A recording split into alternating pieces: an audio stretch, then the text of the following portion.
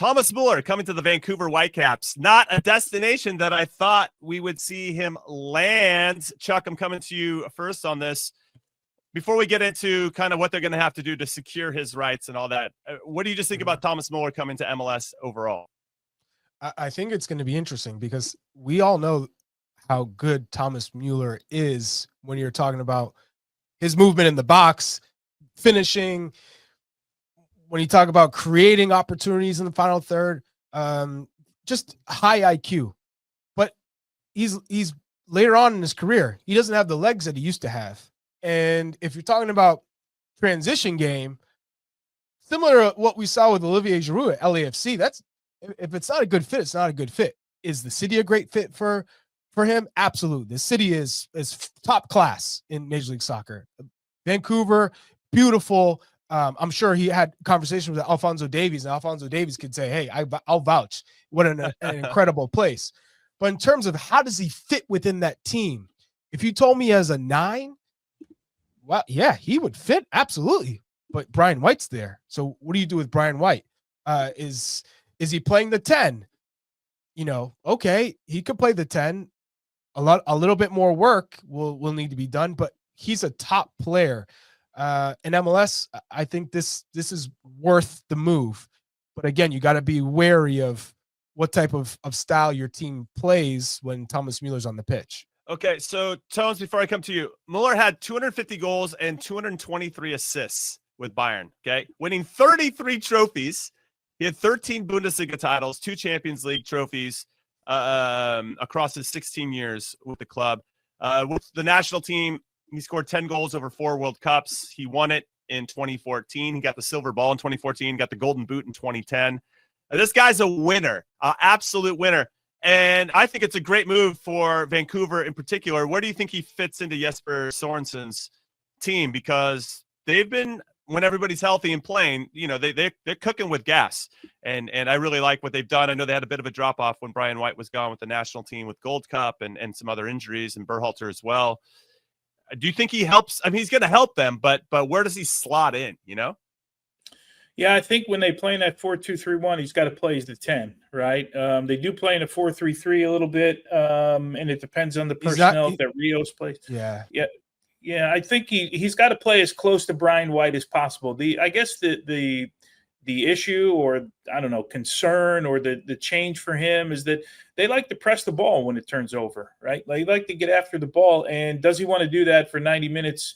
But if you've ever had a chance to talk to Jesper Sorensen, I mean, we do those calls before the games. I think I've done 3 games so far, and I was told prior to my first game, you're going to be really impressed when you talk to Jesper Sorensen. I really was. The guy's picture is really clear, so I'm guessing that they have a real idea. This isn't like someone where the league says, hey, we got this superstar, and we're going to get him to your team, and he's going to come, and you just fit him in how you want. I'm going to guess that Jesper Sorensen has an idea of how he wants this guy how he wants Thomas Müller to fit in with this group.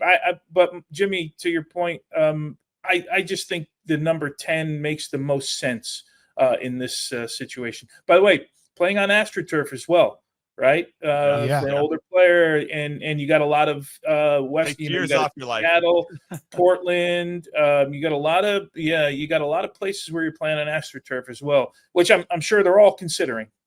Okay, so this isn't just a straight up deal. If Thomas Müller's like, hey, Vancouver's where I want to go, Alphonso Davies sold me on it. It's a beautiful city. I'm gonna have a great time. This guy's a big personality too, like some people have said in the comments, and I do think that's going to be fun. I think he's going to be a great interview. He's already proven to be a great interview, and I'm excited to see him join the league. But it's not straightforward. Like, he just can't say, hey, I want to go to Vancouver. Vancouver's like, great, cool, let's work it out. There are some logistical issues. Logistical nightmares, we should call it here, discovery rights, because apparently FC Cincinnati previously negotiated with Müller after his agents reached out to FC Cincinnati last winter. And so now the asking price for his discovery rights. So shout out to FC Cincinnati for discovering Thomas Müller. Never heard of him before prior to the season.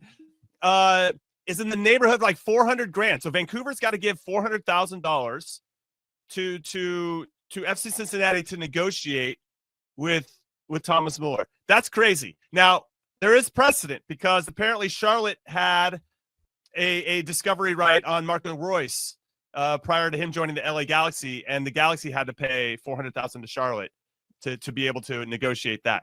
Dude, what is even happening? And Jermaine Jones actually put out I don't want to say a tweet. I don't think it was a tweet. It was an Instagram post or a story. He said, this rule has to change. How can FC Cincinnati now ask for Müller to play for them or demand money when he clearly wants something else? This is exactly what happened to me back in 2014. Chicago Fire were the first to reach out, and we had an agreement. I was excited. Then suddenly I was told it wouldn't happen because the league and the Kraft family had a behind-the-scenes deal that the next U.S. men's national team player had to go to New England. When I pushed back, the league told then Chicago Fire coach Frank Yellup and me, we'll make it look like a blind draw between Chicago and New England. But let's be honest, it was never a fair process. From the beginning, the league had already decided I was going to the Revs. Players deserve transparency and the right to choose, no backroom deals. That is Jermaine Jones on his Instagram story. He's not. Jermaine, don't act like New England wasn't the right spot for you. I don't want to hear that. Chicago was trash back then.